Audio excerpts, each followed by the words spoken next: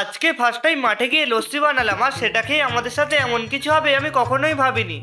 তো সকালবেলা বাচ্চাদের সাথে একটু দৌড়াদৌড়ি করে খুব কষ্ট হচ্ছিল, মনে হচ্ছিল ঠান্ডা ঠান্ডা কিছু খেলে একটু শান্তি হবে। ভাবলাম বাড়িতে লস্যি তৈরি করা যাক, সেই জন্য লস্যি তৈরি করা অল সরঞ্জাম ব্যাগে ভরে বাচ্চাদেরকে নিয়ে মাঠের উদ্দেশ্যে বেরিয়ে পড়লাম। আর আমরা যেহেতু অনেকজন ছিলাম সেই জন্য লস্যিটা মাঠে তৈরি করার সিদ্ধান্ত নিলাম। এরপর মাঠে এসে বসার জন্য এই জায়গাটা খুব পছন্দ হয়েছিল, আর আমাদের বসার জন্য তেমন কোনো ব্যবস্থা না থাকায় মিরাজ লেগে পড়লো কলা পাতা কাটতে। যাই হোক, কলা পাতাগুলো বিছিয়ে তার উপর বসে লস্যি তৈরি করতে লেগে পড়লাম। তাই সবার প্রথমে দইটা হাঁড়িতে দিয়ে ভালো করে গুলে নিলাম, তারপর আন্দাজ করে পরিমাণ মতো পানি দিয়ে দিলাম, আর পানি দেওয়া হয়ে গেলে পরিমাণ মতো চিনি মিশিয়ে ভালো করে গুলে নিলাম। সত্যি বলতে এই গরমে লস্যি খেতে কার না ভালো লাগে, আর লস্যির টেস্টটা আরেকটু বাড়ানোর জন্য রুয়াবজা দিয়ে ভালো করে গুলে নিলাম। তো ফাইনালি আমাদের লস্যি রেডি হয়ে গেছে, চলো এবার টেস্ট করা যাক। আর এটা গালে দেওয়ার পর জানতে পারলাম আমার হাতে তো ভাই জাদু আছে, মানে যতই তারিফ করি না কেন কম হয়ে যাবে। আর এটা ওদের এতই ভালো লাগলো লাস্টে ওরা বেহুশ হয়ে গেল।